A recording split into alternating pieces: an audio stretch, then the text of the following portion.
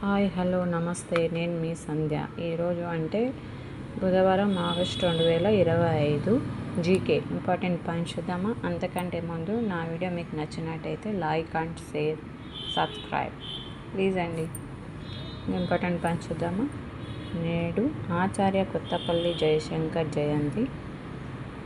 ఉత్తరాఖండ్లో cloud burst, కుంభవృష్టితో Uttarkashi జిల్లాను ముంచెత్తిన వరదలు.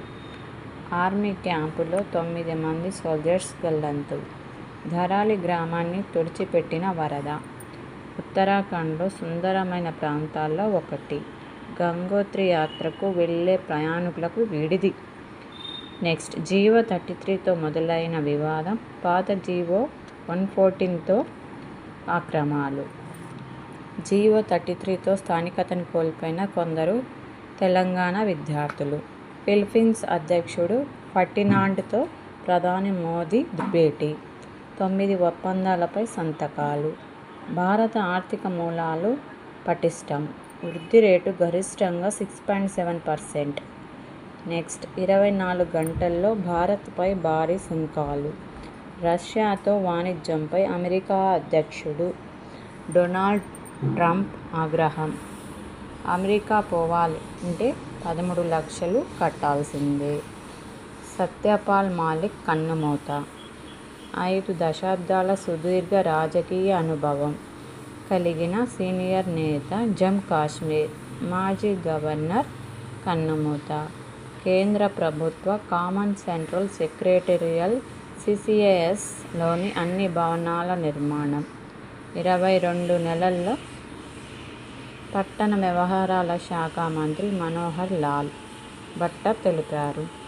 కర్తవ్య భవన్ నేడు ప్రారంభం. కొత్తగా 15 హైవేల పనులకు మోర్త్ ప్రణాళికలు. 1123 కిలోమీటర్లు, 33,000 కోట్లు. UPI సేవలు ఇక ఉచితం కాదా? అగ్రిగేటర్ల ఛార్జీలు విధిస్తున్న బ్యాంకులు. త్వరలో జిల్లాకో రైతు విజ్ఞాన కేంద్రం. తెలంగాణ స్కేటర్లకు పతకాల పంట.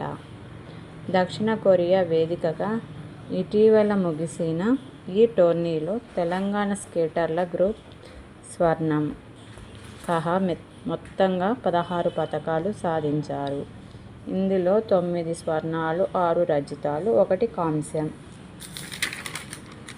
నెక్స్ట్, ప్రపంచ అండర్-17 రెజ్లింగ్ ఛాంపియన్షిప్ పోటీలను భారత స్వర్ణ పతకంతో ముగిసింది.